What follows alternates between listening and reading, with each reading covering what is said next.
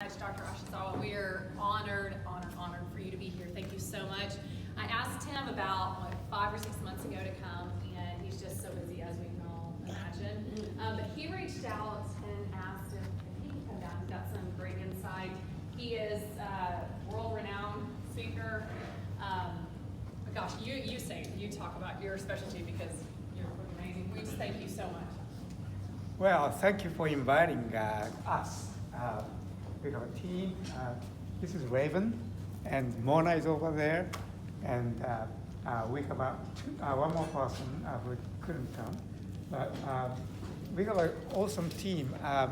I am the PI, so-called principal investigator of clinical studies.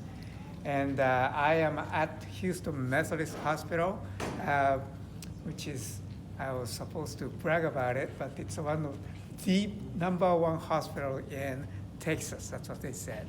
And probably #9 in the nation.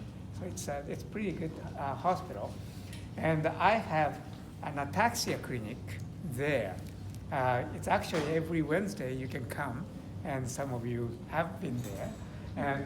And then we have a research clinic. So people come, people from, including those from Austin, come to participate in clinical trials and clinical studies. So if you're interested in, you may be qualified for participating in the study.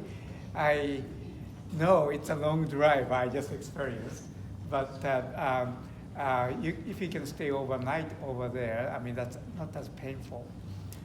So just a brief background of mine. I'm a neurologist, actually practicing neurologist, and I initiated my U.S. career at Baylor College of Medicine in Houston, and then I went to UTMB in Galveston, and then University of Florida, and came back here. And so I started studying at Ataxia in 1990s, the early 1990s, and 1993. Dr. Huda Zogby at Baylor College of Medicine found the first SCA gene, SCA1. That was in 1993. And then, right now, already there are a bunch of, let's go back.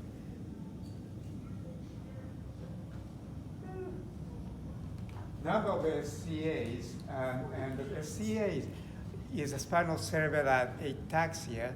That's an ataxia disorder inherited in autosomal dominant fashion. That means you can transmit the gene to each of your children at 50% of chance. So this is how it works. If it's autosomal dominant disease, only one of your genes, a pair of the genes, have to be abnormal. As you know, you inherited a set of the gene from your father, and the other set coming from your mother. And you only have to have one gene abnormal, paternal gene or maternal gene. So then you transmit that your gene, genetic material, you give either paternally transmitted gene, the one you received from your father, or one you received from your mother, to your child. So that's why it goes to 50-50 chance. So if you have SCA, you have one abnormal gene that was coming from your either father or mother, and that person who transmitted that disease gene should be affected. So when you transmit the gene, if you have that abnormal gene to your child, your child will be affected. But if you don't, then the child will be not affected. And that once it's not affected, that you don't have any chance of having any person who is affected unless that person married to somebody who has a gene. Okay. All right, so that's autosomal recessive disease, and currently there are 48 SCAs already. And many of those 48 SCAs are caused by expansion of the repeat. And so the repeat sequence is here and there in the human genome. And that when the repeat lengths abnormally increase in the number, then you come down with the diseases. But it's not only causing spinocerebellar ataxias, but spinocerebellar ataxia is the most commonly found repeat expansion disorders. The others are Huntington disease, some of the forms of ALS or Lou Gehrig's disease, and that kind of things have been associated with this type of mutation.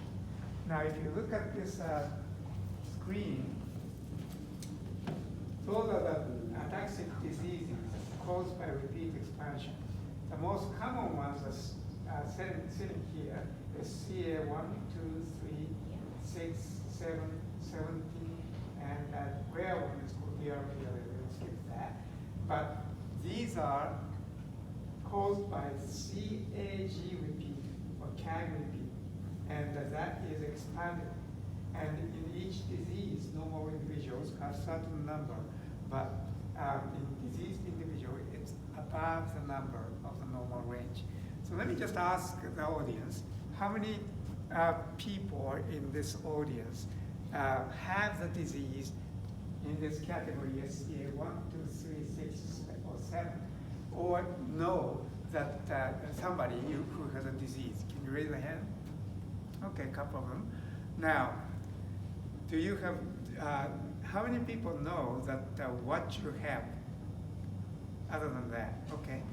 So what do you have? Friedrich's, okay. How about there? Friedrich's. Okay. So Friedrich's ataxia, how about you? SCA2. Okay, so that's in counting on over here. So Friedrich's ataxia, where does it belong? It's here. Okay. So Friedrich's ataxia is the most common inherited ataxia, but it is not in autosomal dominant fashion. So as I said, in autosomal dominant disease, one of your parents should be affected, and that you carry the gene. But in the Friedreich's ataxia, neither of the parents are affected, but both are gene carriers. That means having one or two genes abnormal is not sufficient. You're going to be a carrier. But when you receive two abnormal genes, one from each parent, then it's going to be the Friedreich's ataxia. So in the Friedreich's ataxia patient, their parents are automatically carriers. And so Friedreich's ataxia patients, if they reproduce the offspring, then automatically, since you have both genes abnormal, so you automatically pass on the one gene. So everybody will be carriers. So you should know about that. And but unless that person who is carrying that one piece of gene married with another carrier, it will not produce Friedreich's ataxia. But carrier frequency is less than more than 1 in 100. So I think if you want to face that situation, you should test your partner. But anyway, Friedreich's ataxia is a little bit different from SCAs, because SCAs are usually adult onset disease, mostly late onset. That means in age of 30s or 40s or 50s, you start having the symptoms. Friedreich's ataxia can be late, but rare. More commonly, it is childhood onset. Could be before teens, and could be teens. And nowadays, because the gene test is available, very late onset Friedreich's ataxia is known. I've seen people who have disease which didn't start until age 60 or 70. So it is an important category of the disease. You can't really assume. Now, I'm not going to talk about Friedreich's ataxia intensely, but it is an important disease. And the research has been going on in Friedreich's ataxia extensively under the sponsorship of FARA, Friedreich's Ataxia Research Alliance. I think some people know Ron Bartek and Jennifer. So Jem, and also you may have seen David Lynch at University of Pennsylvania, Children's Hospital of Pennsylvania. So those people are really pushing the frontiers of research forward. I used to be in the team, and I still see Friedreich's ataxia patients, but when I left University of Florida, I left my funding and patients in there so that I didn't recruit the new patients in Houston. But I still see handful of Friedreich's ataxia patients in Houston. And in the future, if a number of the patients increase, we may become a center of the Friedreich's ataxia. Okay. Now, going back to SCAs, we are studying a number of different SCAs. I'll tell you that we are studying SCA 1, 2, 3, 6, 7, and also SCA 10, which is a little bit different color, because the location of the gene is different, so that the disease mechanism is different. So also there's the SCA 8 that we are studying, SCA 8, and SCA 8 is a sort of a difficult disease because they have what is called reduced penetrance. That means even if you have a gene, by some reason, you don't show symptoms. And we can't really know by genetic testing, even if you have a SCA10 mutation, and if you are young, I cannot tell which person will develop the ataxia. And because we are currently doing the study to identify the risk factors, and that maybe the sequence of the repeat expansion is not pure CTG repeat, but a mixture of the number of different those units. And so we are trying to decipher so we can tell which SCA8 patient can have a disease, will have a disease. All right. So far, those are the things. Can you go back to the first slide? Yes. Okay. So at the present time in Houston Methodist, we are not doing Friedreich's ataxia study, but we are seeing Friedreich's ataxia patients. And also we can do gene testing. And we have communication with Dr. Lynch and other Friedreich's ataxia investigators and the FARA people. So come to me if you have any questions. I can give you a way to communicate with those people. So if you know anybody who has Friedreich's ataxia, let me know. But what we are doing in our Methodist Hospital Ataxia is listed those here. And one is what is called Ready Scar study. This is an NIH-funded study, very large amount of money we received. And I'm the principal investigator, but we are studying only SCA1 and SCA3. And there's a broader broader categories of SCAs studied in National Ataxia Foundation funding. So these are called natural history study of CRCSCA. CRCSCA stands for Clinical Research Consortium for Spinocerebellar Ataxia. So we can study actually anybody who has SCA 1, 2, 3, 6, 7, 8, and 10. Okay, and depending on what you qualify, you're going to go either ReadyScar or CLCSCA study. And we also are studying SCA10, and this is a rare disease, but particularly common in Hispanic families with ataxia. And we received also NIH funding to study this disease. Besides those, we are doing one clinical trial already ongoing. This is a medication derived from riluzole or riluzole. Riluzole is a medication developed for Lou Gehrig's disease. Okay, so that's ALS, or also known as ALS, and it has been FDA approved to use for ALS patients. But an Italian investigator, Giovanni Ristoli, he studied SCA patients as well as Friedreich's ataxia patients, mixed bag of ataxia patients, and then found this riluzole seems to be effective.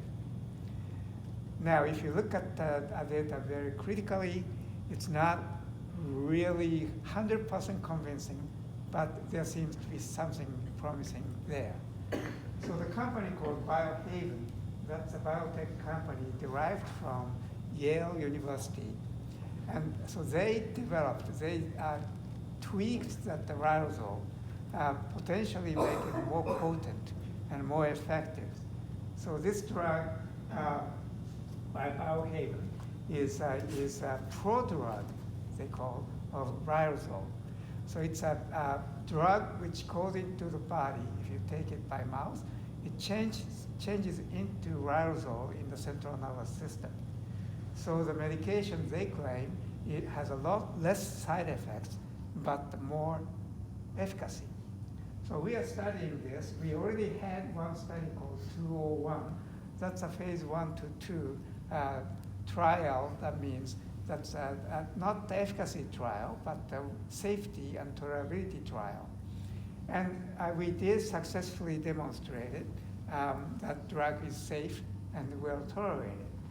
So we are now doing the phase 2/3, that means huge, large study to determine if this is truly effective or not.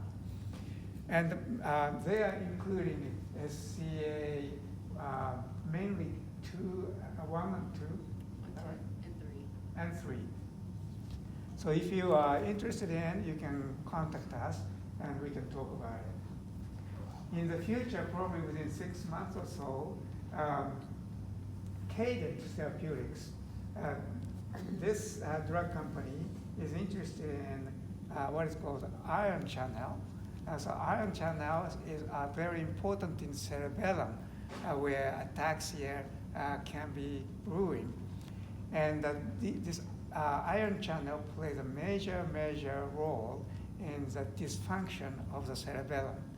So that they thought if you can manipulate this ion channel and change the property by drugs, by taking by mouth, you may be able to improve your ataxia symptoms.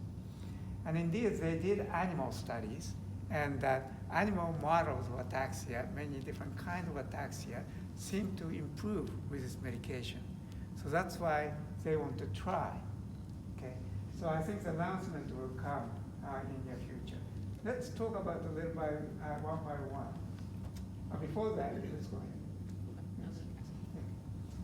So ataxia is actually not the name of the specific disease. It's a sort of a group of disease, but more like a symptom. So equivalent to cough, let's say, the cough can be caused by flu, caused by tuberculosis, caused by allergy, caused by many other conditions, even cancer. So cough is not the name of the disease. Ataxia is the same thing. It's a loss of motor coordination, but it could be caused by a number of different diseases. And it's even not specific for cerebellum. Some ataxia patients have loss of sensation because of peripheral neuropathy or spinal cord disease. Cerebellum is not affected. And indeed, Friedreich's ataxia patients have this sensory ataxia component greater than cerebellar component. They have both. But sensory ataxia patients, for example, severe sensory neuropathy, they have problem walking, particularly in the dark. And when we do the studies of the arms and legs by neurological examination and EMG testing, we can see that sensory information is not going to the brain. And in those individuals, if you do, if they close the eyes and the ataxia gets really worse, we test by asking the patient to put the feet together and then close the eyes, and they can't maintain. But with the eyes open, they can maintain. Many Friedreich's ataxia patients have this feature. The reason is people need to have, they are dependent on 3 senses to maintain the balance. One is vision. If you go this way, you can see that, so you correct. And also joint position sense. That means if you go this way, your ankle is telling me, your body is going that way, so you better correct that. And thirdly, vestibular gland in the inner ear. The inner ear senses the head position in reference to the direction of the gravity. So all 3 are very important, but if you eliminate 2 of them, you cannot maintain the balance. Even one of them, you will have a problem already. So if you are affected one of those senses, particularly the proprioception, second one, and the vestibular inner ear problem, either one of them affected, and you are heavily rely on your vision. Then when you close your eyes, you can't keep your balance. Okay, so spinocerebellar ataxia is ataxia of the cerebellum dysfunction. Friedreich's ataxia is predominantly sensory dysfunction. Okay. And vestibular gland is the majority of the people not affected, but in new disease called canvas, that vestibular gland is severely affected. Now, each category of disease may be caused by a number of different causes: infection, tumor, stroke, vitamin deficiency, autoimmune diseases, congenital anomaly, medications, drugs, toxins, heavy metals, genetic mutations, etc. Now, when you come to see me or any other ataxia specialist, our first duty is to find or exclude the secondary causes, because many of the secondary causes, for example, tumor, vitamin deficiency, infection, autoimmune diseases, we have treatment. We may not have complete cure, but we have treatment. Infection, you can treat with antibiotics. If you have autoimmune disease, we can treat with immune suppressive agents, and vitamins deficiency, we can give vitamins. And you can correct some of the symptoms. So it is very important to screen out, make sure your disease is not caused by that. And once you exclude those secondary diagnoses, then you're left with either congenital ataxia, through the cerebral palsy, or during the neonatal period, or in the uterus womb, you have brain damage, and you may have ataxia.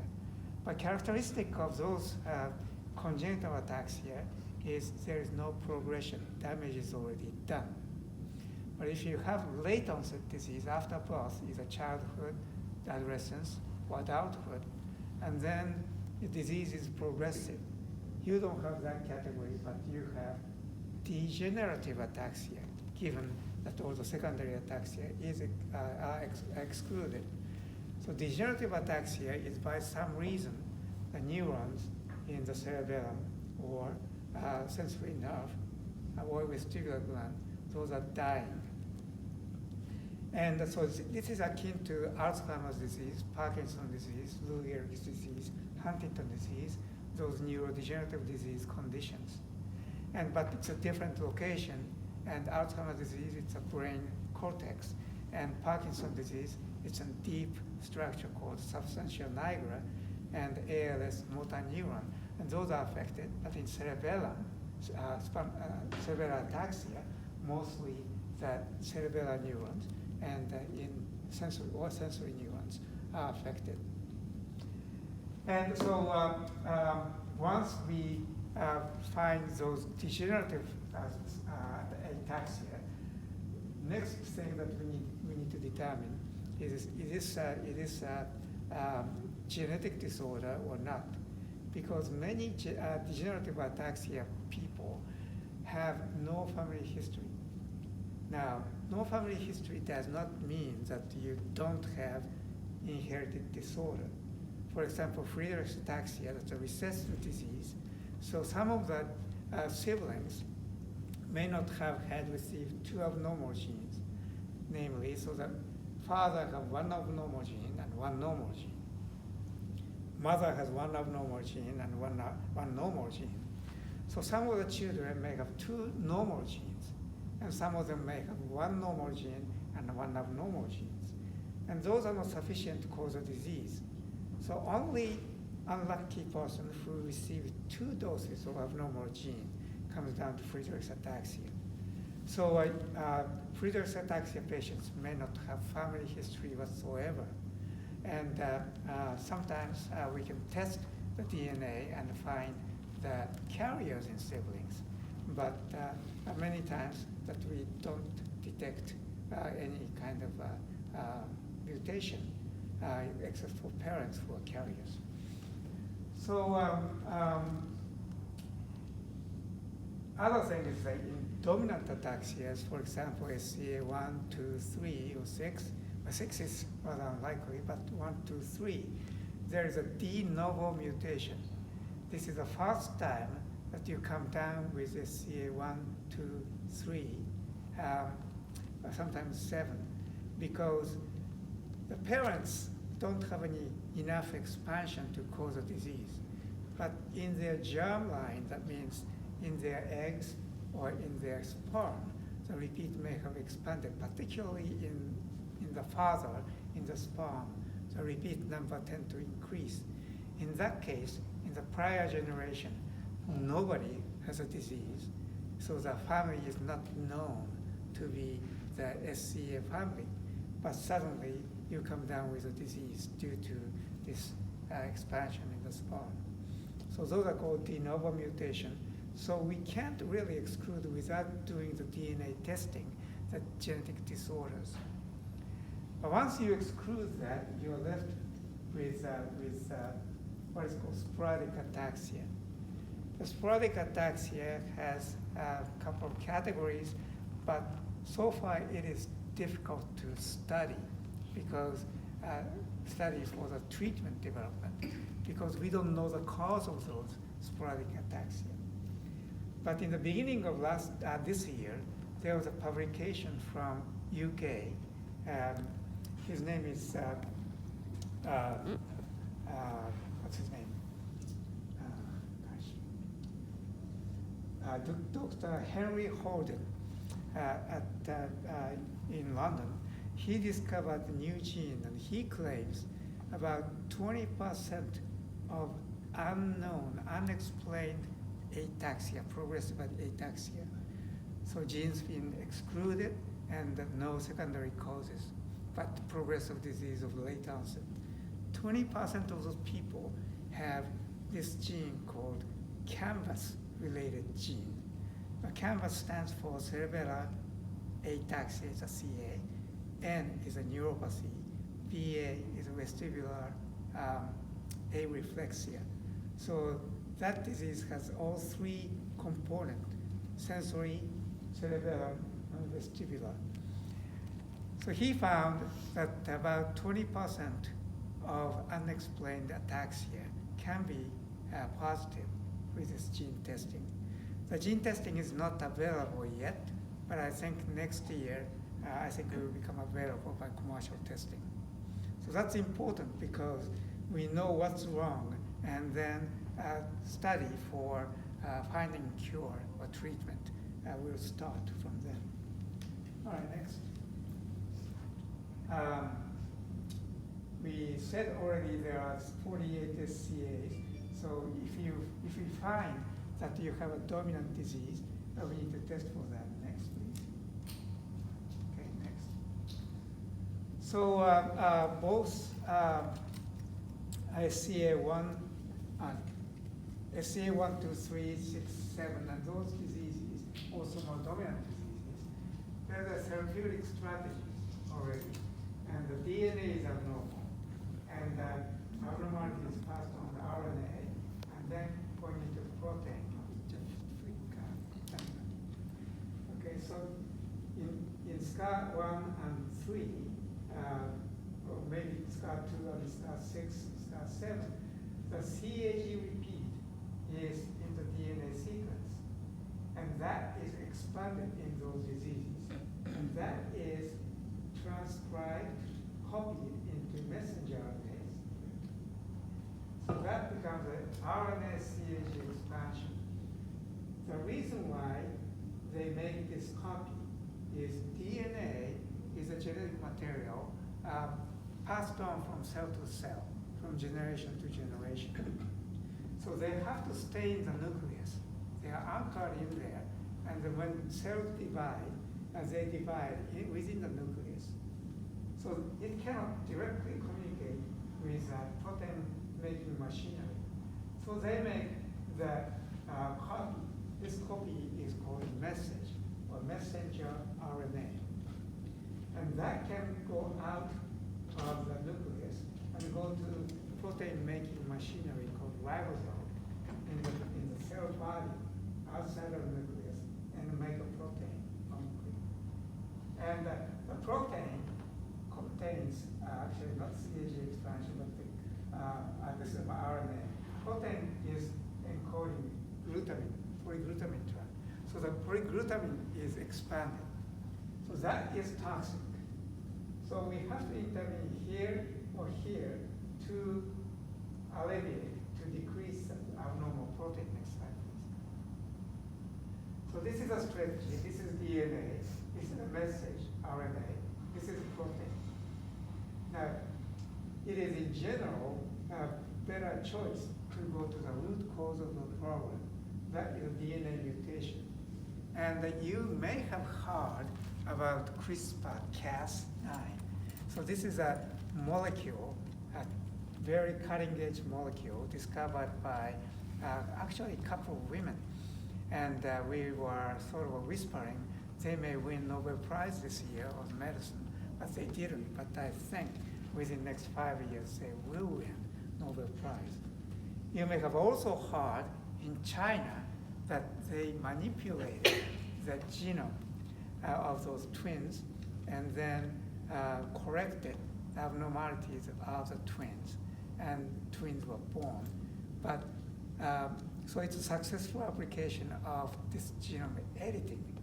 But then entire scientific community uproared because this is not ready, because we don't know the consequences of genome editing. There are a lot of off-target effects, not precisely that part, but some other places in the genome may be disrupted. That kind of things may cause cancer, that may cause autoimmune abnormalities. Number of different consequences happen. So a Chinese investigator was really impeached by international scientific community.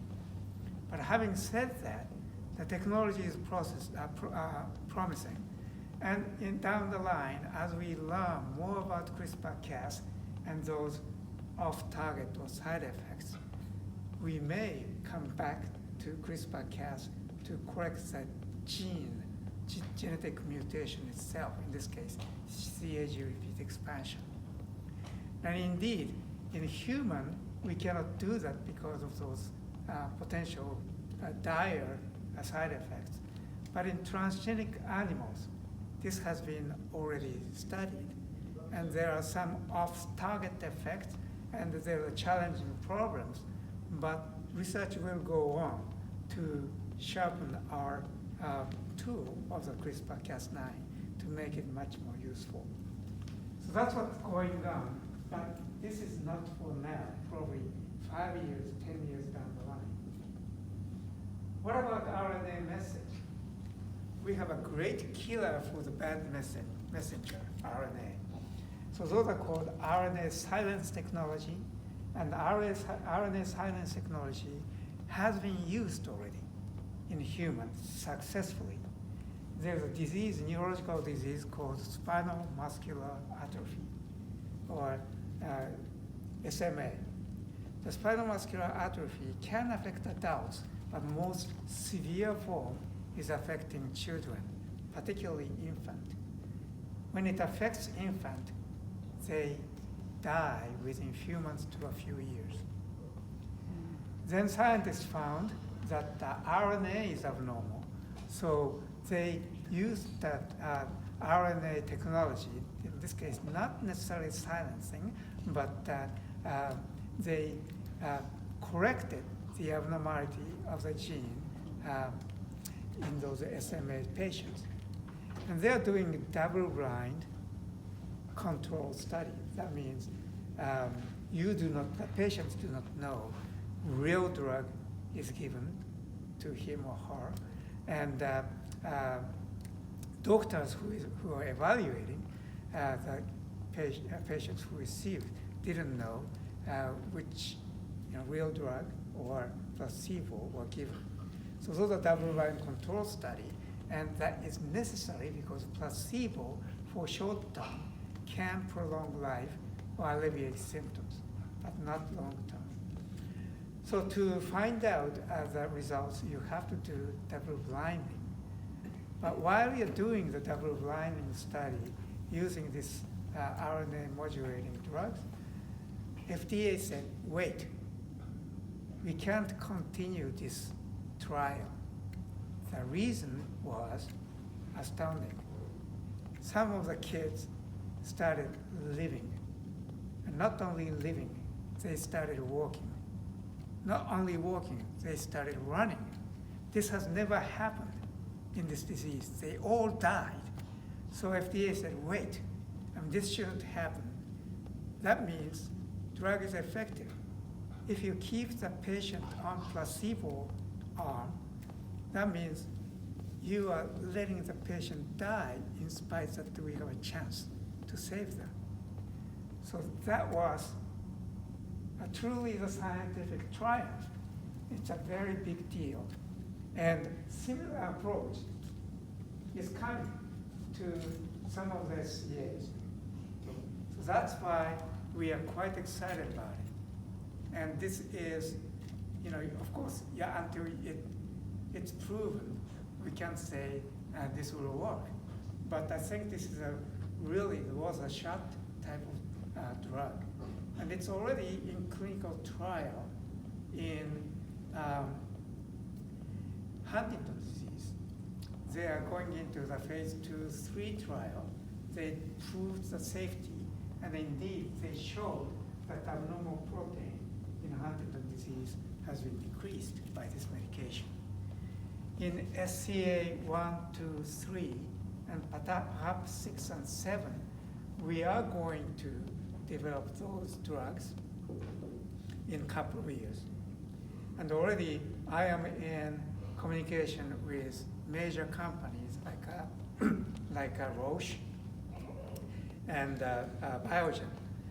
And they are making the drugs, and they would like to test that in the animal models and cells. And then next year or so, they want to try the phase 1 trial, that's the safety and tolerability in a human. But they want to see that if drug does what it's supposed to do, that is a readout of that it is an abnormal protein or abnormal RNA is decreased or not. So in order to do that, we need to know if we can make a biomarker analysis, what are called biomarkers, if we can accurately measure for the abnormal protein and messenger RNA. In order to do that, we need your blood, we need your spinal fluid. And also we can monitor that if a drug is effective or not by MRI. That's a non-invasive study. So next one. People may say the protein may be the target. And we can target the protein, but the problem was, particularly in Huntington disease, they identified many protein targets, but turned out to be like a whack-a-mole game. You hit one protein and decrease it, then because of the positive and negative feedback, sort of intricate network of the protein communicating to each other, cross-talking, the other pops up. The other one banged, then another one popped up. So the protein is going to be very difficult. That's why we are excited about RNA targeting. Okay, next please. To target RNA, the most promising one is antisense oligonucleotide, or ASO, they call it. And you will hear, if you have SCAs, lot about those. And another approach is called microRNA. So the investigators in University of Pennsylvania, Dr. David Lynch's colleague, they are studying microRNA for SCA1. And some other investigators were studying microRNA for SCA3. Actually, microRNA can silence the RNA messenger quite effectively, as ASO. The delivery of microRNA is a little bit more difficult. You have to use virus to package that and deliver, so that certain level of infection will be happening in that delivery system. So it's a little bit more complicated, but ASO is much simpler. Another complicated one is a CRISPR-Cas, but in this case, not CRISPR-Cas9 that edit the DNA, but CRISPR-Cas13A that can edit RNA. So that is also being studied. Okay, next. Now this is ASO, in collaboration with Biogen, Dr. Paulson, Hank Paulson, my close colleague. He studied in SCA3 transgenic mouse. And when you use the ASO, the black one is untreated wild type animals. That means normal animals. The red one is a transgenic animals showing ataxia. And they carry 84 repeats. And they receive only control ASO. And then blue one is mice, transgenic mice, treated with antisense oligo ASO, targeting the abnormal message. So you can see this is abnormal level of the measurement. This is a walking motor. This is how fast they can traverse certain paths. And this is the fast slips. And so normal ones are good, abnormal ones, untreated ones are bad. But if you treat, red becomes blue, close to the black. Okay, in each category, red goes closer to black and blue. So in mouse, it's quite effective, and we need to confirm the safety and tolerability, and also that does what it's supposed to do, decrease the message and protein. So that's coming up pretty soon. So, but to prepare for that kind of trial, we have to do the preparation study. That is called ReadyScar. Okay, ReadyScar is focusing on only limited category of SCA, SCAR1 and SCAR3, particularly the pre-manifest, pre-symptomatic individual with a gene carrier, or 50% at risk, and also early stage of the disease. But we recruited investigators from almost 20 sites from the United States and almost more than that in Europe. So all those patients in those areas will be recruited to study in that for the clinical trial readiness. Next. So we received just a little disarranged, but $6 million from NIH for 5 years. Next.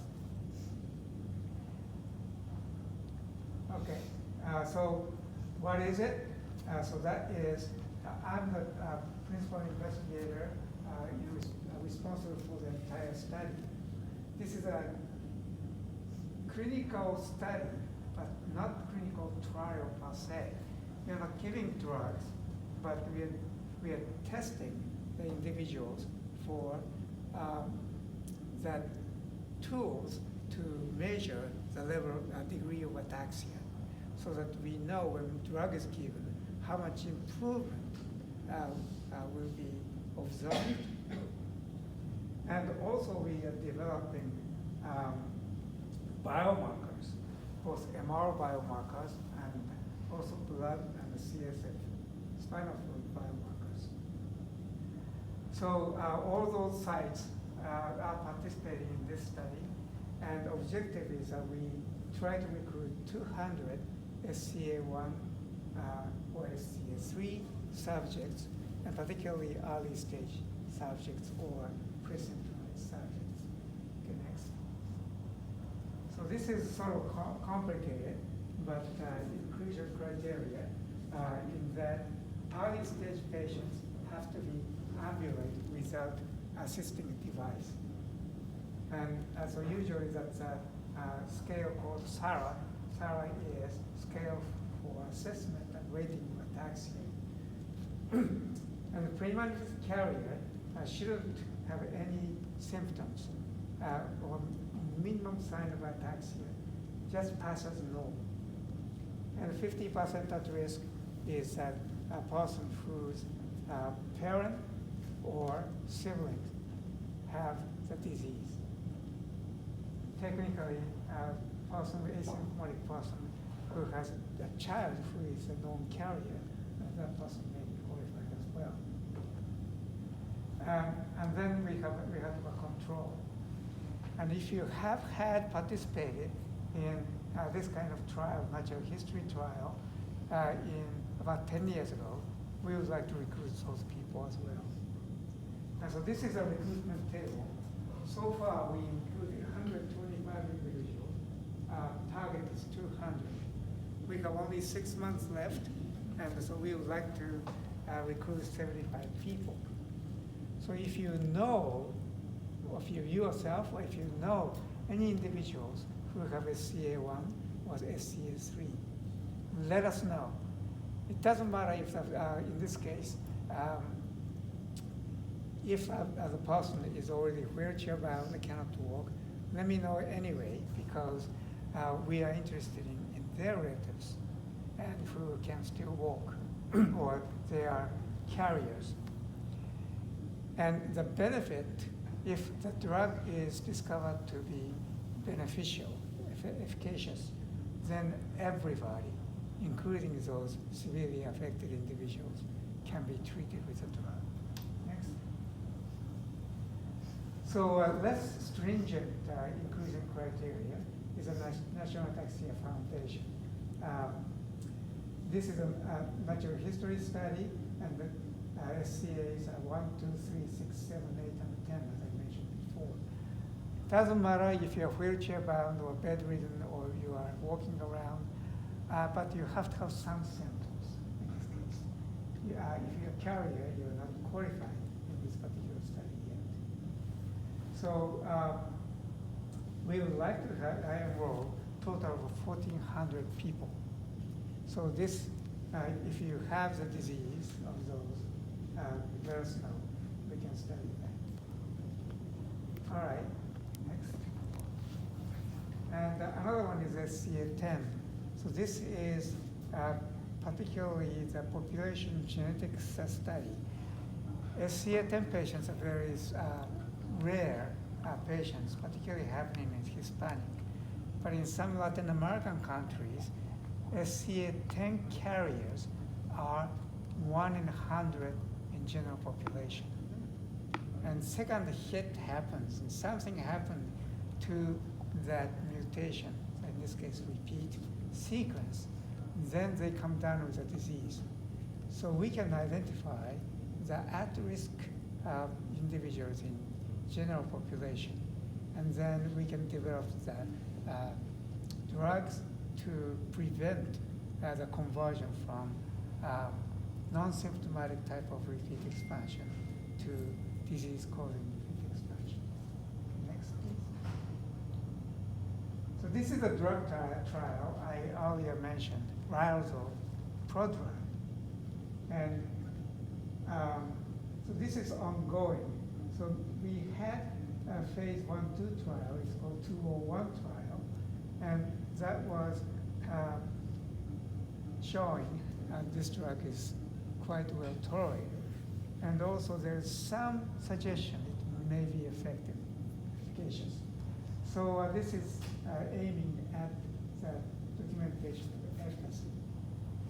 So we are enrolling those patients, those are SCA 1, 2, and 3, with clinical or genetic diagnosis of the disease.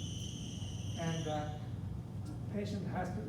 enrolled patient has to be aged between 80 and 75. And there was certain restriction in SARS code.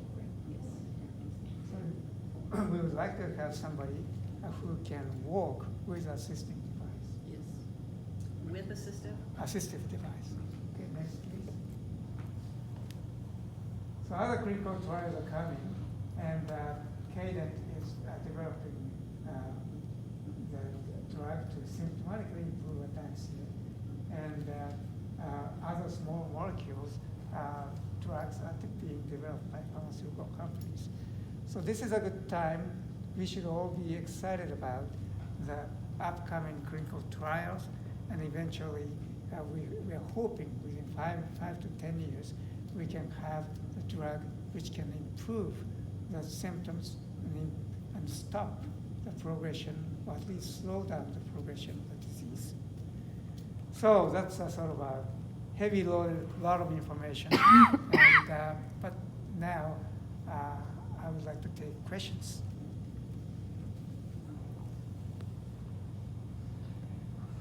I have a question. I'll start. We found medication, well, it's also a compound I'm sure you're familiar with called 4AP. And I wonder if you could explain to me how that works and why it works for some people and not others. Okay.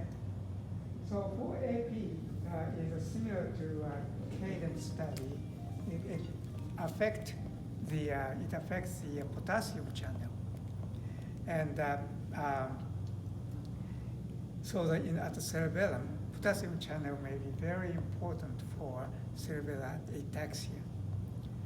So with not clear theory in terms of SCAs, but in MS patients, some people have ataxia. So in those patients, they tried with double-blind control study, the 4AP, also known as Ampyra, MPYRA. So this is a now FDA-approved drug, and you can take it. And at least in SCA6 patients, there are some improvement reported, particularly eye movements and stuff. I am not quite sure about balance improved with a 4-aminopyridine in any of the SCA patients. That double-blind control trial needs to be done with 4AP. Now, the FDA has not approved the use of 4AP, this drug, Ampyra, in SCA patients. So the insurance company is not paying. And this drug is pretty expensive. So that is a major hurdle. Now, 4AP is available already in generic, okay? And you can go that route, and but you need to be careful who is manufacturing it, and you need to consult with your doctor if it is the right approach to do it. Okay, any other questions? Yeah. I believe there was a drug for Friedreich's ataxia, like Moxie or something like that. I wonder what the crossover is with SCAs. Okay, so Friedreich's ataxia has a very different disease mechanism. So in SCA, the mutant protein, abnormal protein, is toxic. That's why neurons degenerate and you develop ataxia. In Friedreich's ataxia, the protein is not made. It's a lack of protein. It's not toxic protein. Indeed, they don't produce abnormal protein. They don't produce enough normal protein. They produce a little bit so they can survive, just enough to survive. If you completely knock out the Friedreich's ataxia gene so that no protein is produced, it's embryonic lethal. That means you can't survive. So the strategy in Friedreich's ataxia is to increase the those proteins. That's number one. Or gene therapy to supplement with artificial gene to produce frataxin protein. Or it can alleviate the downstream mechanism, like a number of different things with oxidative stress, like idabenone or coenzyme Q10 type of medications, and iron sulfur cluster can be changed by a number of different medications, like a EPO. And mitochondrial function can be modulated. So approach is very different, so that what you are using in Friedreich's ataxia is in general not usable in SCA. And what you're using in SCA is not quite useful in Friedreich's ataxia. Okay. Yes? I'm hearing a lot about the gene therapy, and that they're going to be doing trials on that. Wouldn't that clear up everything if you had? Okay. you could So fix that- let me just the echo. Jackson gene, and I have a question about that too. Yeah. So gene therapy has a very broad application in particularly in newspaper and in other lay media. For example, ASO I talked about, they call it gene therapy. And spinal muscular atrophy, SMA, those kids miraculously cured, they call it gene therapy. Now, in a way, it is a manipulation of the gene product, so that it is correct to call it gene therapy. But the narrower meaning of the gene therapy is a gene replacement therapy. If a gene is abnormal and does not produce protein, then you give the patient a gene, artificial gene, to produce a protein, so you can save the patients. So in that sense of gene therapy is not applicable to SCAs, because SCAs, making a protein is not the problem. The protein is toxic, that is a problem. But in Friedreich's ataxia, it is essential to produce a protein. So gene therapy is a really important approach. So in that case, you make artificial gene, okay, it's called a transgene, and that is packaged in some vector, for example, adeno-associated virus, or AAV, and then injected into a person with Friedreich's ataxia. And that adeno-associated virus goes into the cells and release the transgene, and transgene start producing its protein and rescue the cells. Now, so the gene therapy is being studied in multiple institutions. Ones I know particularly more closely is Hélène Pucciel, who is a French investigator in Strasbourg. And another one is University of Florida, Barry Burns group and Dr. Subramani's group. And I was sort of initially involved in that, but before I moved to Houston. And in theory and in animals, they have some promising data. And I think eventually it's going to come, and that's going to be the most decisive treatment for Friedreich's ataxia, in my view. Now, people differ in opinion, of course, but I think that's going to the root cause of the problem, and I think it's quite doable, so I'm very optimistic. I have a question about the frataxin gene. You're saying that we need more frataxin gene, and I'm confused. No, it's not. All the repeats, Yeah. and then they're saying we need to silence the gene. If it's already silenced, then we need to wake it up. So Friedreich's ataxia, Something. because of the repeat expansion, in this case, the repeat is a GAA repeat in intron. That GAA repeat expansion block making messenger RNA. So there is no bad RNA in Friedreich's ataxia. It's different from SCA.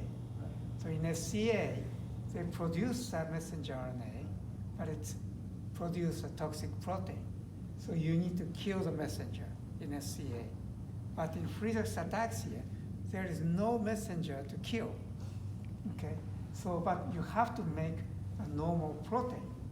So you have to make more messenger RNA, no more messenger RNA. So it's silenced. It's silenced. The FA, the frataxin FA is silenced. up, yeah, right. Oh, boy, I'm confused because I've heard two different. Yeah, so Different things. ASO approach is not applicable in Friedreich's ataxia at the present time. Okay, and that has to do with the mitochondria, the iron, all of that. What about gene replacement? That would be the. Yes, gene replacement, so you essentially provide the Friedreich's ataxia gene without the GAA expansion. So that's going to be transcribed normally, okay? So that's going to give the patient a frataxin protein product. So that's why it's a replenishing therapy. But that approach does not work in SCA, because SCA you have already one normal copy, and that is producing enough protein. Okay, so there is no lack of protein in SCA. So replenishing the normal protein does not rescue the cells. You have to kill the bad messenger, the bad protein. So it's totally two different approaches, two different mechanisms. Did I confuse you? Okay. Does your ataxia clinic on Wednesdays, do you accept new patients who aren't insured? Yes, in principle we do. Now, so that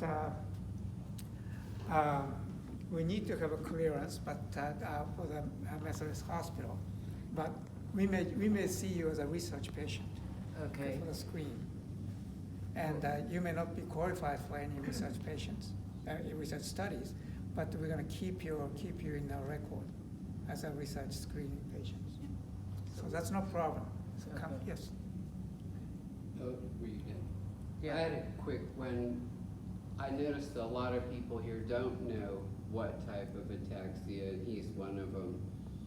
So one clue that came up was in the two spinal taps, and I never got a clear explanation for this, but in the first one there were 14 OCBs, and in the second one there were 11. They were approximately 6 months apart, I'd say. And I wondered, would that indicate if it's autoimmune or viral in nature? Okay, more 14 RBC or WBC? These were the Oligoclonal oligoclonal bands. Oligoclonal bands, okay. So oligoclonal bands is very important. It is abnormal, and it indicates that the immune system is abnormal in your central nervous system. And we should take it very seriously, and you need more scrutiny, what kind of disease you have, because oligoclonal band is present in many autoimmune diseases, and also infections. And so in MS, oligoclonal band is very frequently present.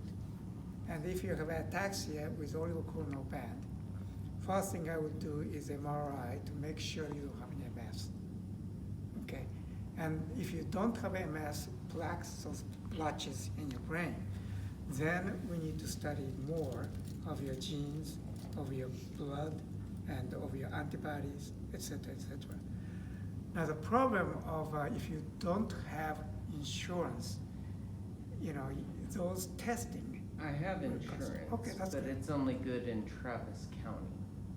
Okay, So that's I can't use it outside. that's not a problem because we can recommend the testing, and you can take that my list to your doctor, and if he can do it for you, that's no problem.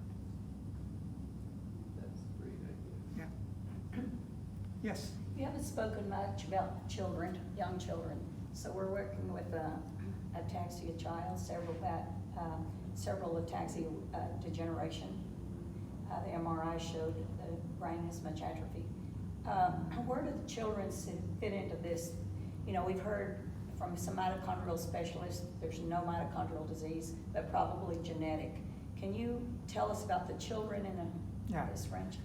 So children are, given this is not congenital disease with a static problem, no progression, those are most likely cerebral palsy or within the womb or there's a hypoxic or some other injury happened. So in those people, we cannot do much, in terms of treatment or diagnosis. But if a child develops after walking, loses balance, and then become wheelchair bound, for example. So late onset and progressive disease, most likely the disease is a recessive disorder. Okay? Recessive disorder means both parents are carriers and the child has double dose. And so the most important thing in that category is after initial screening of the secondary causes, as I mentioned. Okay? Because there are rare cases that children are also affected by nutritional problems, vitamin deficiency, autoimmune disease, and so on and so forth. We need to exclude those things in children. But then genetic mutation analysis becomes most important. And in children, the mutation analysis will be a little bit different emphasis from adult. In adult, first thing we will do is SCA testing. But in children, most likely that we need to check Friedreich's ataxia. And we need to check other recessive ataxias like ataxia with oculomotor apraxia and other recessive genes. And if those are negative, we need to go to whole exome sequencing. What if they've been through everything and have found nothing? We've gone through every scan, So everything. that's a problem with the genetic testing. The genetic testing is good, meaningful, only when it is positive and the positive gene mutation is known to cause the disease. If you can't find anything, that doesn't mean that you don't have a genetic mutation. Indeed, if you do whole exome sequencing and even whole genome sequencing, about 30% of the individuals with clear genetic disease, still we can't find that gene mutation. The reason is there are areas of the genome we can't sequence. Okay, so I'm not going to go into the technicality, but we use for the whole exome, whole genome sequencing, what we call new generation sequencing. So this new generation sequencing technology, or new NGS, new generation sequencing, they have limitation because of the technology of the inherent limitation. So if the gene mutation is in the region that new generation sequencing cannot sequence, then that's going to be the negative results. So negative DNA results is problematic. Another thing is called variation of unknown significance. It's called VUS. VUS is a huge problem because there are very rare variation in the genome, but there is no record of it, and it may be unique to you or a few other individuals. And it may be associated with a number of variable diseases, but there is no consensus in it. Okay, so that's why they call it unknown significance. So this kind of variations, we have to wait until we learn more about this particular variation, and can they be really associated with particular disease or not. Until then, we have to be in the limbo. So genetic testing is not almighty. Genetic testing is very powerful when it's positive, but when it's negative, you're gonna be in limbo. That sucks. Yes, it is, Totally sucks. but it's still Just saying that. it's still worth doing it. Actually, what is called bioinformatics, to how to analyze those VUS is advancing, and also technology of the new generation sequencing is advancing. So unsequenceable region of the genome is becoming smaller and smaller every year, and also the VUS is decreasing in number, either abnormal or normal. They're categorized in those categories. So the whole exome doesn't do triple repeats, right? That's It tests correct. for triple repeats. Yeah. Does the whole genome test for triple repeats? No, What does? only thing is that PCR technology, the Ataxia and other diagnostic testing is done, or you can employ what is called long read sequencing technology. Those are known as PAC bio sequencing. It's a Pacific Bioscience, it's a company, or Oxford nanopore sequencing. Those can read long reads. Usual new generation sequencing can read only 200 base pairs. So it's like repeat of 50 repeats. Okay, it's 150 repeats, and then they may not capture the entire repeat region, and so they may not be able to identify the repeat expansion if it's a really large repeat.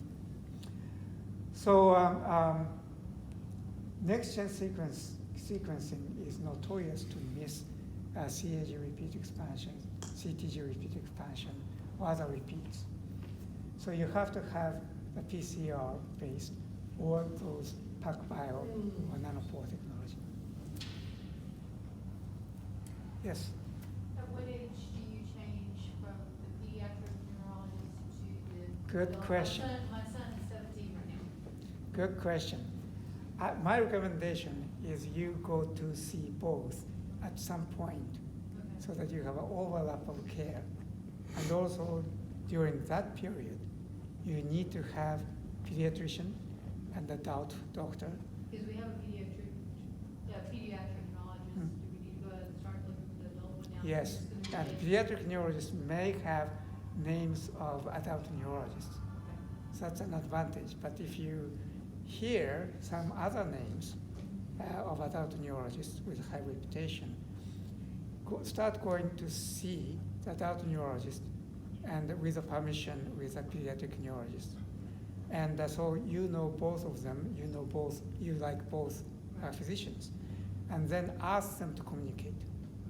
Okay, so they are on the same page and transition becomes very smooth. And this is a huge problem of a pediatric population of neurological disorders. Okay?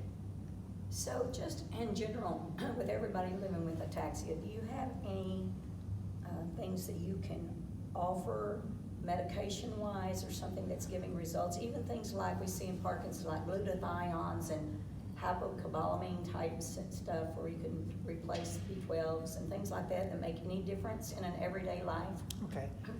The most important thing is being active, okay, and being involved, both intellectually as well as physically. Being couch potato, doing this with TV, it doesn't count as an activity. So you need to be stimulated. You need to stimulate yourself, being active. And the studies have shown that actual physical exercise and physical therapy, rehabilitation treatment, focused on the coordination. That is efficacious. It can delay the progression and it can maintain your ability to do certain things. So you may have experienced already, if you catch flu, for 2 weeks you're in bed, you lose your ability to do things. Okay, and it's also true in normal individuals. And if you look at the athlete, let's say Tiger Woods may be coming back, but if he couldn't practice because of the back problem or something like that, he becomes rusty. So cerebellum and coordination has to be sharpened to a top notch. And to do that, you have to have a daily coordination exercise. Your PT person, OT person can give you instruction. If not, we can send you a copy of the instruction. Okay, so that's number one most important thing. Second, general healthy life is very important. Every time you have something off that norm, for example, if you have diabetes, or you have high blood pressure, or if you have some other thyroid disease or heart problems or something like that, your health declines, so does your ataxia. Okay, so maintain your health in best conditions that you can maintain. So that's very important. And beyond that, the mental health is really important beyond just intellectual stimulation. If you get depressed, you become sedentary. You don't do exercise. You go down the tube.